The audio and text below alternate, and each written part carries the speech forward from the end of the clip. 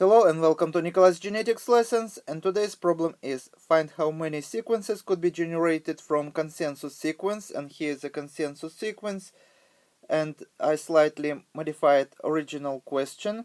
Original question was that I found on the ResearchGate, find all the possible variants for this consensus sequence.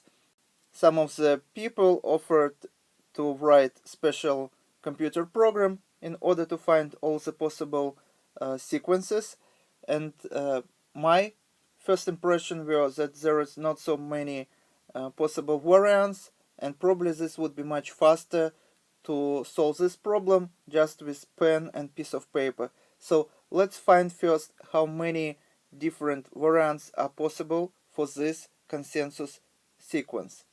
So let me write down the sequence one more time. So thymine, guanine, guanine, cytosine, S. I will explain what this stands for. N. I will explain all this notation later. Then G, W, W, Y, N, N. Beginning of this sequence is easy to understand. So T stands for thymine, G for guanine, guanine, cytosine, and S stands for the bases with strong bonding. As you remember, bases pairs as follows. So adenine base pairs with thymine, and cytosine with guanine. Some of these bases make double bond and some of them make triple bond. In order to memorize which make double and which make triple bond, I want to give you mnemonic technique. This is not scientific technique, but would help you to memorize, I hope, for the rest of your life, which bases make double bond and which make triple bond. So take a look at bases C and G. Don't you think that C and G looks almost identical, like siblings that very close related? And of course, those who is very close related has more bonding. So here we have triple bond, and A and T, adenine and thymine, don't look alike, look like unrelated species. So we put double bond here, so they has less bonding between them. So I hope now you would remember that this is C and G, and cytosine and guanine make triple bond, or we call them strong bases, and bases adenine and thymine make weak bond, and W stands here for the weak bases. So here, as you see, would be strong. In place of S here, we can put whether, for example, cytosine or guanine, and in place of the W, we can put adenine or thymine. So when we have, as you see, N stands here for the any base, so we can put thymine, adenine, guanine, or cytosine. The same is true for the last two bases, so thymine, adenine, guanine, and cytosine. Thymine, adenine, guanine, and cytosine. Now the only letter left that you probably don't know, Y stands for pyrimidine. So we have purines and pyrimidines. So which of these four bases purines and which are pyrimidines? As you remember, some bases make a double ring and some bases make a single ring. So how to memorize? One more mnemonic technique. I hope you also would remember it for the rest of your life. it is very easy. So just think about these two words. Purine is a short word and pyrimidine is much longer word.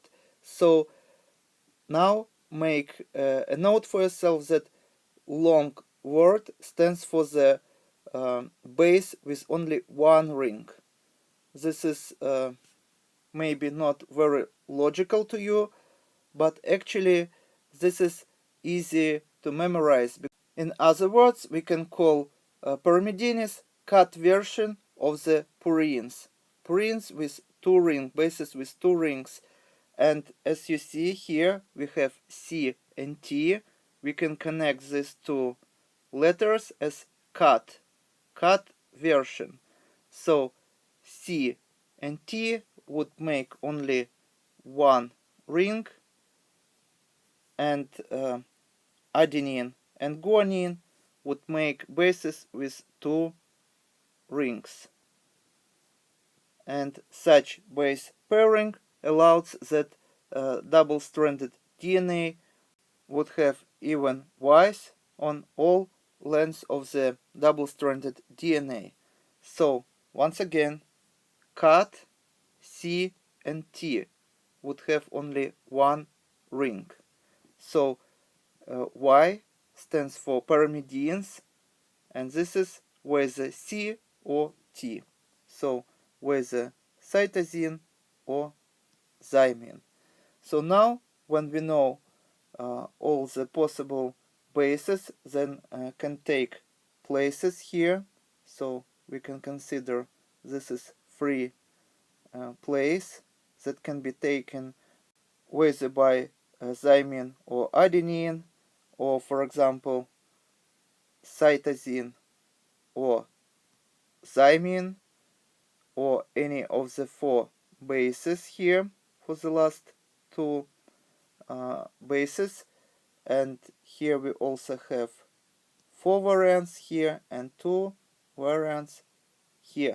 So now how to calculate total number of the possible variants. This is very easy to calculate, but first I want to explain what is a consensus sequence is. So as you see, the first four bases would be the same in all the variants possible. We call this conservative fragment or conservative bases, and this base here, that is guanine, also conserved here, but in different strands that would be homologous to this strand would have different bases in these places. In some variants there can be choice between four bases. In some variants there can be choice between only two bases. And when we have, for example, tens or hundreds of different fragments that would be homologous to this fragment, we can build consensus sequence.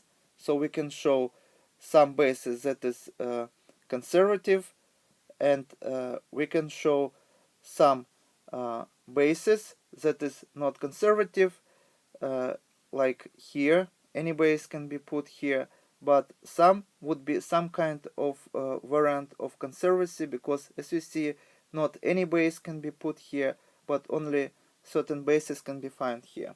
So how we are going to calculate number of variants possible? This is very easy. So as you see, only one variant possible here, one variant possible here, one here, and one here.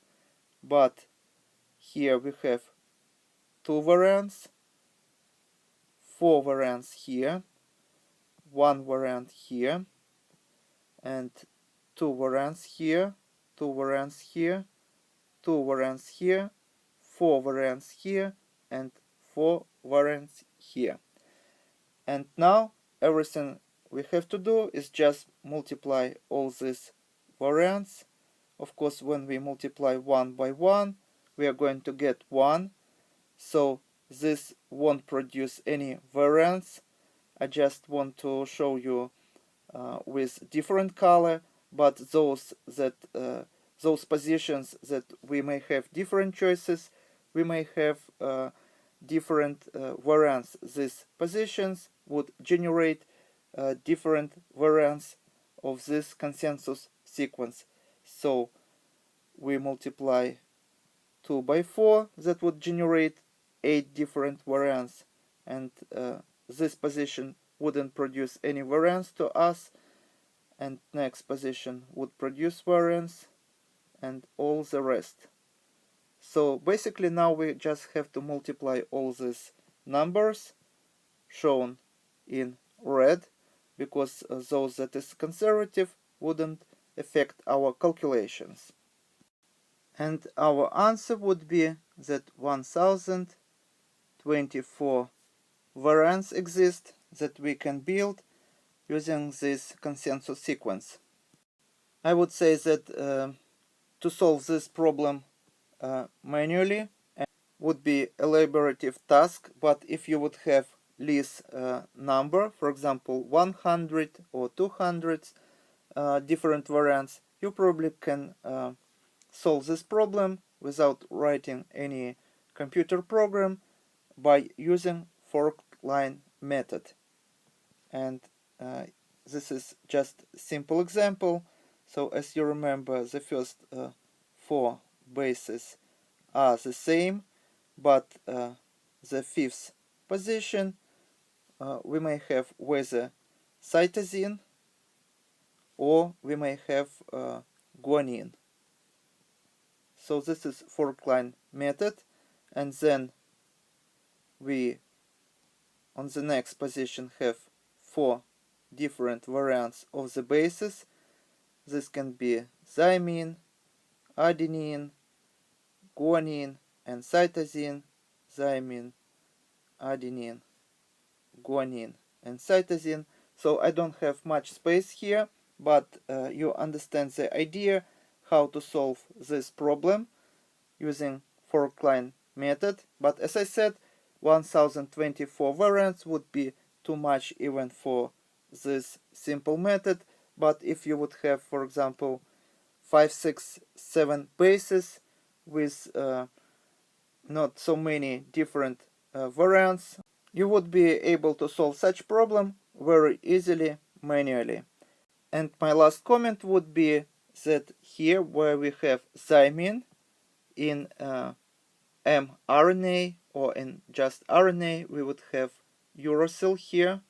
So we can find adenine and thymine, cytosine and guanine in DNA, but in RNA, thymine would be substituted with uracil. And uracil also would help us to remember which bases are pyrimidines or cut versions of the bases. We just have to put U here. So as you see, now we have cut. So these 3 bases, cytosine, uracil, and thymine, would make bases with 1 ring. We call them pyrimidines. And purines would have bases with 2 rings, and only 2 bases has 2 rings. This is adenine and guanine, and we call them purines. And this is all for today. Thank you for your attention. Please subscribe for my new videos that I post almost every day. Thumbs up if you like this video. Please write your comments, questions if you have any. And see you in the next video. Goodbye.